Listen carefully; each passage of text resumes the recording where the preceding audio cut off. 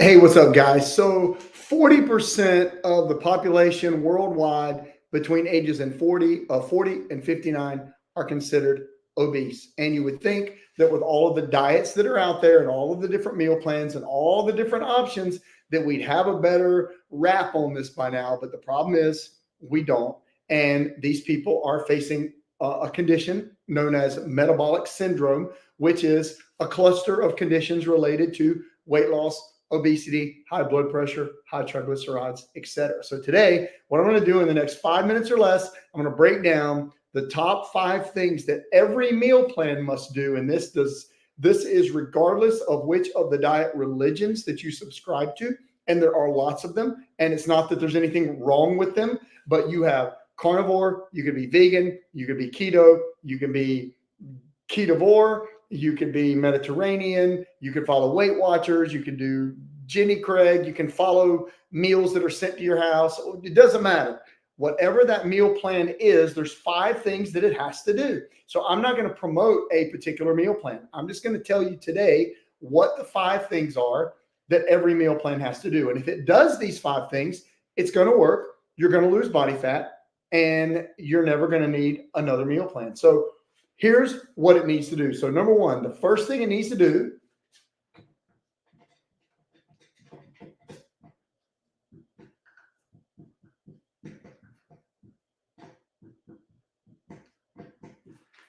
hopefully you can read that. It has to get adequate protein. So the very first thing any meal plan should do is give adequate protein. There's a reason, multiple reasons why most people are protein deficient. If you're over age 40, you're probably losing muscle mass over time due to a process called sarcopenia. That is a medical term related to age-related muscle loss. It comes from age, not enough protein, lack of strength training. There's only things you can do to reverse it. So the first thing you need to focus on is adequate protein. And if you do that, all of the other rules that I'm going to give you are going to fall into place perfectly because you made this the first thing that you focus on. So you want to make sure you get adequate protein. Recommendations vary, but somewhere between 0.8 and a gram per pound of perfect body weight is a general safe recommendation. So the first thing it has to do, you have to get adequate protein. The next one you never hear, but this is almost as critical as the first one.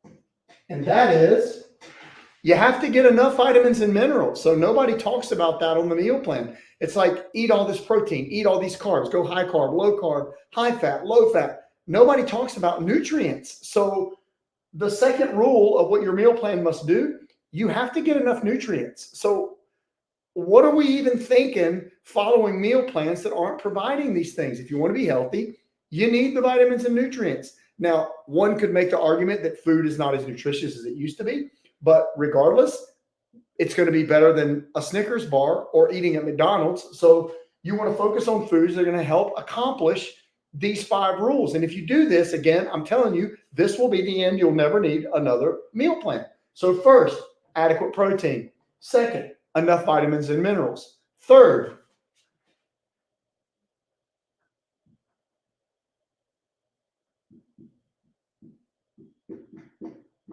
it has to be high satiety. So you need to pick foods that are going to leave you fuller, longer. If you eat foods that make you hungry, you're going to eat more. You eat foods, example, proteins, you're going to be fuller longer and you're not going to need or want as much food. Also, when your body reaches that point where it's got enough protein, it's going to shut off the hunger signals. You're not going to have it, which leads you to the fourth rule. You have to be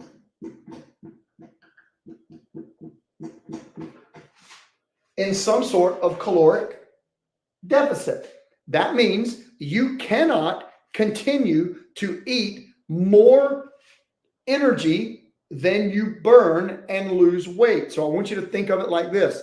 If you're carrying around extra body fat, what you are carrying is the leftovers of excess energy, food that you have consumed over time that you did not burn. So your body is carrying it around with you, right? You're carrying it around, the extra fat, because you weren't in a caloric deficit. So during the weight loss phase, you need to make sure that you are not eating more calories than you burn. So certain foods, again, always best to start with proteins, are going to be lower in calories.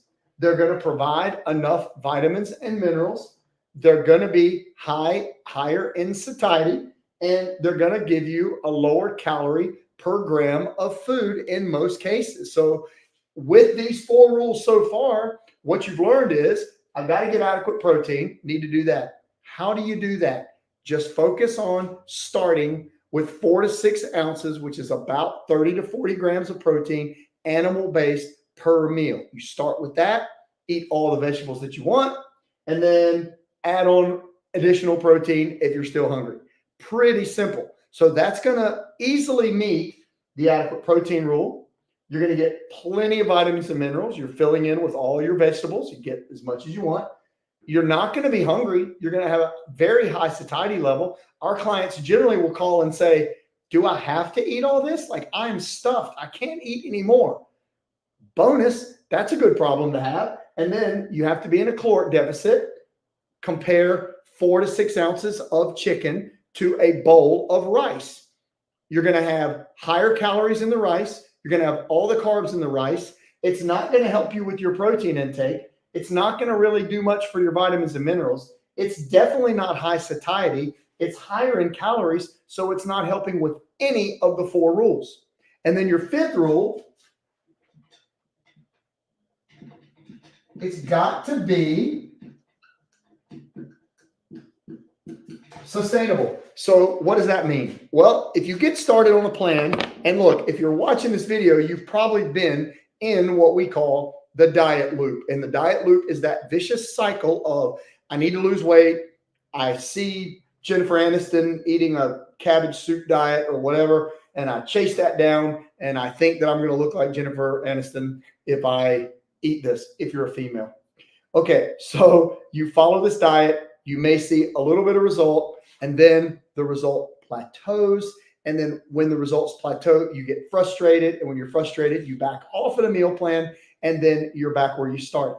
Then the next one comes along and you see it, and somebody's celebrity's promoting it, or your friend's neighbor's roommate's uncle started a new multi-level marketing plan that has this miracle diet plan, and you start that, and then you see it, you get results, they plateau, you get frustrated, you fall off. This is what we call the diet loop. And if you've ever been caught in that loop, hey, just comment down below. Loop, you know, we've all been there. It's okay. Me too. Don't be shy. But if you focus on these 5 rules and you let your meal plan be determined by this, then it doesn't matter what meal plan you're on. Now you're eating with a guideline that helps you understand exactly what you need. And what I'm going to be doing over the next 90 days, I'm going to try to solve a new problem every single day. So if you're watching, please follow the page. If you want to comment plan down below, you'll get a link to join our free Facebook group, and I'll be going in depth in there even more. But for 90 days straight, I want to solve a different problem every day. And I started with a big one, and we'll get more in detail in there in the group. But guys, if you understand the simplicity of how well this will work for you, it will change everything in your life, because now every time you go to eat, you have some sort of guide. So my guide is, I got to make sure I'm getting enough protein, enough vitamins and minerals. I want to be full, right? I don't want to be hungry. I want a lower caloric amount so that I'm not eating more than I'm burning, so I can see a little bit of fat loss there. And I found something that is sustainable over time. And this is a version of a plan that we use, where we basically provide a series of rules, and then our clients just follow the rules. They don't need a diet plan.